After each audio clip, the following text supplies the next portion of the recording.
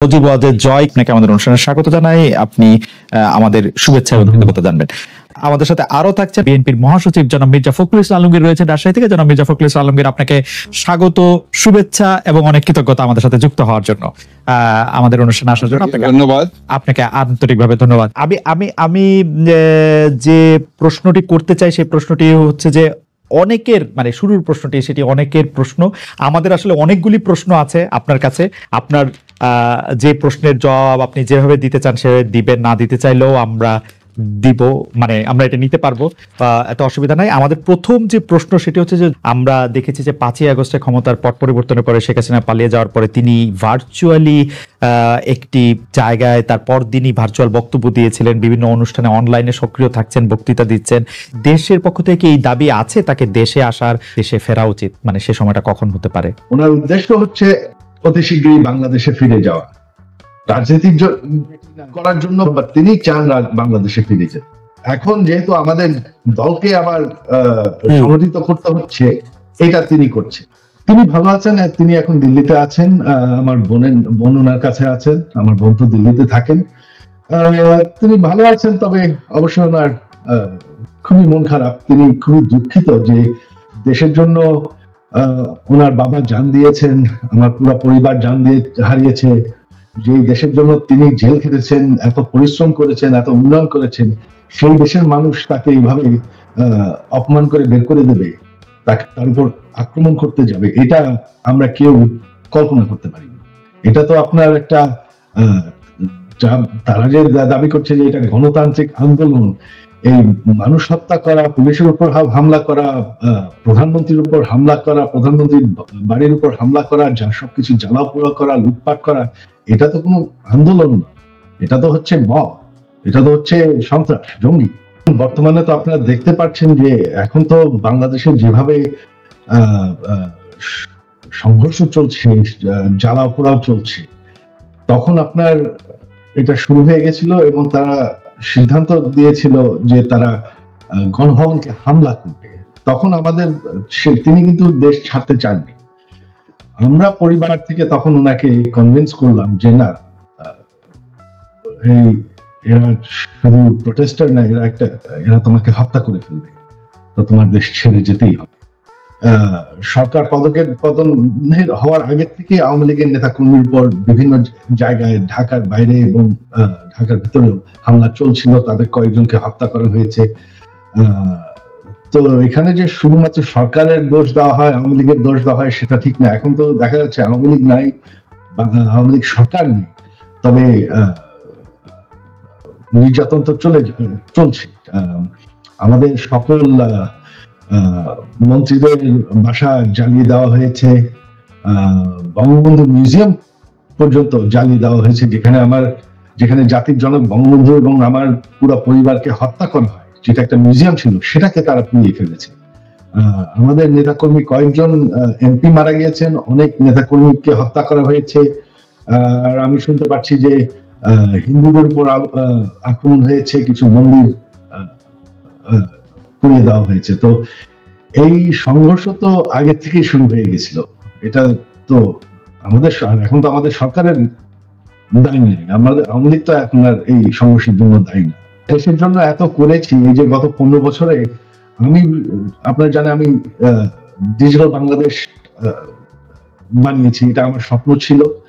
আমি সরকার থেকে কোনো বেতন নেই, বিনা মূল্যে আমি এই কাজটা করেছি। আমি প্রচুর পরিশ্রম করেছি বাংলাদেশকে ডিজিটাইজ করতে, গ্রাম পর্যন্ত ডিজিটাল বেনিফিট পৌঁছানো। তারপরে যদি বাংলাদেশের মানুষ, এই যে উন্নয়ন আমরা করেছি, তারপরে যদি বাংলাদেশের মানুষ আমার পরিবারের সাথে এরকম করে, তাহলে আমাদের আর কিছু বলার আর করার নেই। আওয়ামী লীগ মরে যায়নি, আওয়ামী লীগ হচ্ছে বাংলাদেশের সব থেকে পুরাতন দল।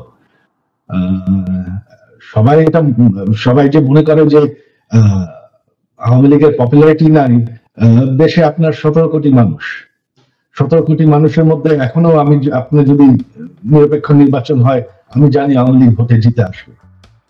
হ্যাঁ, 100% ভোট কোনোদিন কোনো গণতন্ত্রে কোনো সরকার পায় না। আমাদের বিরুদ্ধে যারা ভোট হেরে গেছে বা তারপর তো বয়কট করেছি, হ্যাঁ, এদেরকেই আপনি দেখেছেন যারা আওয়ামী লীগ বিরোধী।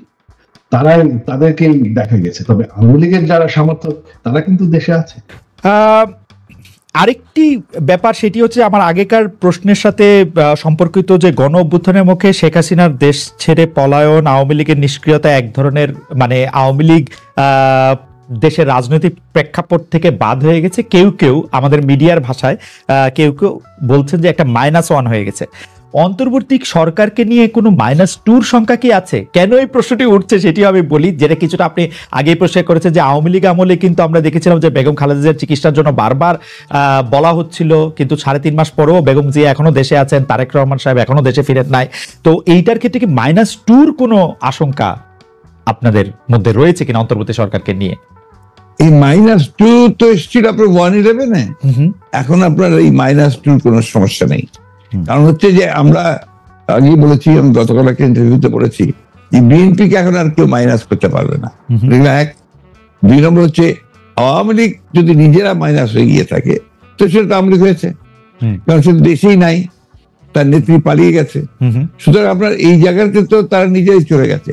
এখানে একটা জিনিস আমাদের সবসময় মনে রাখতে হবে যে রাজনৈতিক দলটি পলিটিক্যালি ব্যাংক্রাফট হয়ে যায়। আওয়ামী লীগ এখন আসলে পলিটিক্যালি ব্যাংক্রাফট একটা রাজনৈতিক দল। আমি আগে থেকেই বলছিলাম কথাটা আর কি। তার কোনো রাজনীতি নেই, সে ক্ষমতাকে এমন ভাবে ব্যবহার করেছে তাদের ব্যক্তিগত স্বার্থে, দলীয় স্বার্থে না, প্রত্যেকের ব্যক্তিগত স্বার্থে। They have minted money like anything. দেশকে তারা একেবারে ফোকলা করে দিয়েছে এবং সেই দেশকে ফোকলা করে দিয়ে পালিয়ে গেছে। যদি এই মুহূর্তে নির্বাচন হয়, যেটি আসলে বিএনপি যৌক্তিক সময়ের মধ্যে নির্বাচন দাবি করছেন, তাতে বেগম খালেদা জিয়া কি প্রার্থী হবেন, বা বিএনপি সংসদ নেতা বা প্রধানমন্ত্রী হিসেবে কাকে চাইতে পারে, চেয়ারম্যান নাকি ভারপ্রাপ্ত চেয়ারম্যান? এখানে এই মুহূর্তে এখনই আমাদের এই প্রশ্নগুলো নিয়ে আমরা আপনার কাজ করছি না, কারণ আমরা এখন আমাদের সামনে যে সবচেয়ে বড় চ্যালেঞ্জ সেটা হচ্ছে যে আপনার এই ইন্টারিম গভর্নমেন্টের কাজগুলো তারা যেন শেষ করতে পারে, অর্থাৎ যে সমস্ত সংস্কারের বিষয়গুলো আছে সেই সংস্কার যে কয়েকটা আপনার খুবই নির্বাচন কেন্দ্রিক এবং প্রয়োজনীয়, সেই সংস্কারগুলো করে নির্বাচনের কথা আমরা বলছি এবং আমরা মনে করি যে এটা আপনার যথা সময়ে সেটা অনুষ্ঠিত হবে। এবং দেশনেত্রী বেগম খালেদা জিয়া তো আমাদের পার্টির চেয়ারপারসন, এবং তিনি যদি নির্বাচন করতে সক্ষম হন শারীরিকভাবে তাহলে অবশ্যই তিনি নির্বাচন করবেন। অন্যদিকে যেমন তারেক রহমান সাহেব আমাদের দলের ভারপ্রাপ্ত চেয়ারম্যান এখন আছেন এবং তিনিও নির্বাচন করতে চাইলে তিনিও নির্বাচন করতে চান, সেটা উনি করতে পারবেন যে কটা সিটি তিনি করতে চান। তো এই নিয়ে কোনো সমস্যা নেই। সুতরাং খালেদা জিয়া নির্বাচন করলেন, প্রধানমন্ত্রী হলেন, বা তারেক রহমান সাহেব নির্বাচন করে প্রধানমন্ত্রী হলেন, এটা নিয়ে কোনো সমস্যা নেই। এই ব্যাপারে পার্টিতে আমাদের কোনো সমস্যা আছে বলে আমি মনে করি না। কেউ কেউ এরকম ইঙ্গিত করছেন যে বিএনপি আসলে এই মুহূর্তে নির্বাচনের জন্য আসলে চাপ দিতে চাচ্ছে, সরকারকে চাপ দিচ্ছে, তার ফলে সরকার একটু আনস্টেবল হচ্ছে। এইটা কি ঠিক? আবার অন্যদিকে সরকারের একটা জায়গা থেকে মনে হচ্ছে যে সরকার 2 বছর 4 বছর, হঠাৎ করে ডক্টর ইউনূস এটা 4 বছরের কথা বলাতে সেটা নিয়েও একটা বিভ্রান্তি তৈরি হয়েছে। আমাদের এটাকে কিভাবে দেখেন? আমি দেখি একটু ভিন্নভাবে। এটা দেখি যে আমাদের দেশের মিডিয়া বা আপনারাই যারা মিডিয়াতে কাজ করেন, আপনারা সাথে স্পেকুলেশনস করেন এবং স্পেকুলেশন করলে এটা আপনাদের হয়তো বা খুব বড়রা হয়, কিন্তু আমাদের জন্য আমরা এই ব্যাপারটা আমি ব্যক্তিগতভাবে খুব বেশি আগ্রহী নই। আমরা এই আপনি যে কথাগুলো বললেন তার একটার সঙ্গে কোনো বাস্তবতার মিল নেই এবং আমরা সেই ধরনের কোনো চিন্তা করছি না বা সে ধরনের করছিও না। এবং আমি এখন পর্যন্ত দেখিনি যে আপনার সরকার যারা ইন্টারিম গভর্নমেন্ট আছেন তারা বেশি সময় থাকতে চান, 4 বছর থাকতে চান। কথাগুলো সেভাবে আসেনি, এগুলো আপনার মিসরিপ্রেজেন্টেড হয়েছে মিডিয়াতে। আর দ্বিতীয়ত আমরা যেটা বলছি, আমরা বলছি যে আমরা চাই যে আপনার একটা যৌক্তিক সময়ের মধ্যে সংস্কারগুলো হয়ে গেলে আমরা অবশ্যই নির্বাচনে যেতে চাই। আপনারা যৌক্তিক সময়টা, মানে হ্যাঁ আমাদের দোষ আছে জনাব মির্জা ফখরুল আলমগীর, আমরা ঠিকই দোষের কথা বলছি না, মানে আমাদের কথা বলছি যে মিডিয়া আপনার স্পেকুলেট করেন, স্পেকুলেট মিডিয়া করতেই পারে, কিন্তু আমরা যেটা বাস্তবতা আমি আপনাকে সেটাই বলছি। না মানে আপনি যদি অনুভূতি দেন আমাদের অবস্থাটা আমরা একটু বলি যে আমাদের কাছে মনে হচ্ছে যে নির্বাচন সংস্কার, মানে কিছু বলা হচ্ছে যে কিছু যৌক্তিক সংস্কার করে যদি নির্বাচনটা না দেওয়া হয় তাহলে বিএনপি যখন ক্ষমতায় আসবে বা অন্য কেউ যখন ক্ষমতা আসবে তারাও আসলে একই সরকারের সমান ফেসিস্ট হতে পারে, গত সরকারের সমান। তো সেইটা চিন্তা করে তাদেরকে সংস্কারের কথা বলা হচ্ছে। আমি এটার সঙ্গে একেবারেই একমত নই। আমি ঘোরতর আপত্তি জানাচ্ছি, তীব্র প্রতিবাদ জানাচ্ছি। বিএনপির সঙ্গে ফ্যাসিস্ট আওয়ামী লীগের তুলনা করার কোনো কারণই থাকতে পারে না। কারণ বিএনপি ইজ এ পার্টি, যে দলটা বহুদলীয় গণতন্ত্র নিয়ে এসেছে। আওয়ামী লীগ একদলীয় শাসন ব্যবস্থা বাকশালে ছিল, আমরা বহুদলীয় গণতন্ত্র নিয়ে এসেছি। আমরা সংসদীয় গণতন্ত্র নিয়ে এসেছি, ম্যাডাম জিয়া নিয়ে এসেছেন। আমরা তত্ত্বাবধায়ক সরকার বিধান পাশ করেছি পার্লামেন্টে, এবং আমাদের কাছে ফ্যাসিস্ট হওয়ার এখন পর্যন্ত তো প্রশ্নই উঠতে পারে না। আমাদের যে পার্টির স্ট্রাকচার, আমরা যে কাজ করেছি, সেগুলো সমস্ত গণতন্ত্রের পক্ষে গেছে। ওই 14 বছর লড়াই করেছি তো ফ্যাসিস্ট হওয়ার জন্য নয়, গণতন্ত্রকে প্রতিষ্ঠা করবার জন্য। সুতরাং এই কথাগুলো যখন বলা হয়, তখন এই কথাগুলো আমার কাছে মনে হয় যেটা আপনার শুধুমাত্র হয় কথার কথা বলার জন্য বলা হয়, অথবা বিএনপিকে আপনার ছোট করে খাটো করে দেখানোর চেষ্টা করা হয়।